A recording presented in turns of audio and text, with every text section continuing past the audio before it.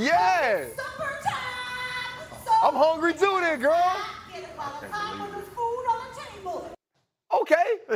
Hey, I tell you what. I know she don't just cook with salt and pepper. Yeah. She used Creole seasoning. Onion powder. Husband calling. I apologize. That's very strange. It's a very strange endeavor. I look directly at you. Answer for this. I'm like Greeny on this one. Yeah. I'm just taking notes. I don't have much. I know.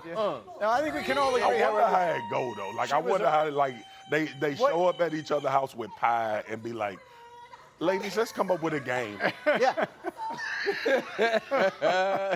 Now you know what happened. One time they were having a barbecue. That lady went outside and behaved like that, and they was like, man, we can start a whole fair with this. There's got to be an industry in this somehow. Anyway, What exactly talk to me was later. happening? I'll say Just this tell right me later now. after the show. That wasn't supposed to be the whole segment. We are definitely doing Get Up from the Iowa State Fair next year. I need to see all of this in person. Okay, I'm busy. I need one QB quick read. And Swagoo, I'm getting it from you.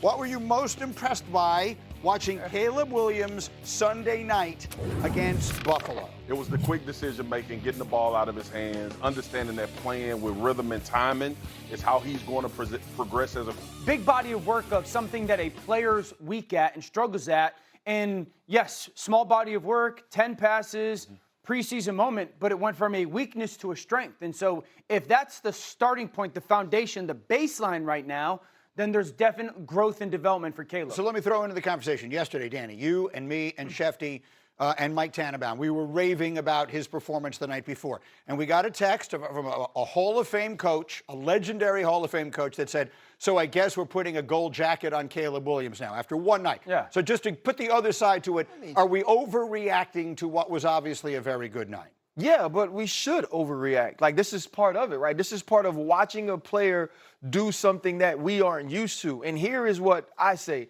If you told me, hey, RC, you know, I really hate it when you walk a certain way, right? I need you to do this differently. If you do this differently, it'll make you better on TV. I want to come in the next day and over-exaggerate the way you want me to walk. That's what I saw from Caleb Williams, right? Ben Johnson says, okay, I want to see you get the football out of your hands. Also want to see you protect it and not take bad plays. And when you look at this game, he got the football out of his hands, and then there were two plays. He gets rushed by DeMar Hamlin. He escapes out of the back of the pocket, and he throws the football away. And then you have another play where he has the screen, right? He has an opportunity to hit the screen. The screen's not open. He dirts the ball. The next two plays, the third and five to Alameda Zaccheaus, it's a touchdown. The next play is a 5-yard pass or a 7-yard pass to DJ Moore, and it's a first down. And so now Caleb Williams, who has this glaring issue that is not just an issue we saw last year, it's a habit, right? It's historic for him. The first time out, he makes sure those things don't happen. And that says to me that the way Ben Johnson is coaching him is something that's taking. Okay. It was very basic what he saw defensively. Yes. Versus some backups, yes. But we're not overreacting, and we say this all the time. I don't really care about the result. What did it look like? How was the operation? Yeah. Was that better? Yes. He's got to get 30 yards deep. Yeah. That's not going to be what he's going to see against Minnesota. Hunter Smith is going to be a completely different experience. So, like, yeah, I said this yesterday, Greeny. The next step is going to be like, when he goes to throw that number one guy and like, oh, crap, that's not the person getting the ball. Then what does it look like? Because that's real play. That's why I think the biggest thing comes out of Sunday night is the effect it has on him and his development going forward. If he had been lousy Sunday night, you'd be and he goes home to that, right? You'd be red flag. Right, and it's all on.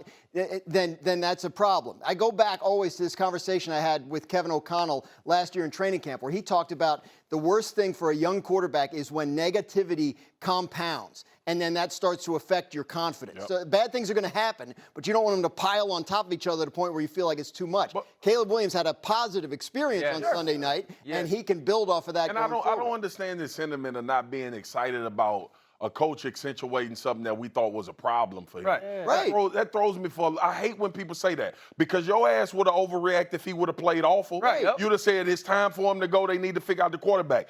What we wanted to see from Caleb Williams was, could he play on time? Could he play in structure? And would he make the game? What the hell are we supposed to say? That's it, right? Because the questions are, can he do this? Can he? Now you know he can. Right. Will he? every single week, every now single practice? TBD. No. But that's the thing, But though. he Ben, can. but Ben Johnson, I didn't know what sort of personality he'd have because if it seemed like he never wanted to go take that head coaching job. He's a dog. Like, Ben Johnson's a G. After the game, he didn't get up there and say, oh, this is going to be great. It's going to be linear. He said, you know what, with a young player, sometimes it's 2 steps forward, 1 step back. It won't be this linear process where he's just great. But for today, it was good. And this is the other thing. You know what we were like raving about Caleb Williams last year? He rolled to the left, he threw it to the right, and it was this awesome throw. It was none of Right that. now, we're talking about his process. Right now, we're talking about his mechanics, and that's a step forward. And this is just a developmental thing for him. It doesn't mean that he's going to go win MVP. Right. There is going to be ups and downs this season. Right. But this is a good starting point. And you don't want to have all that conversation because, as we all know, real G's move in silence.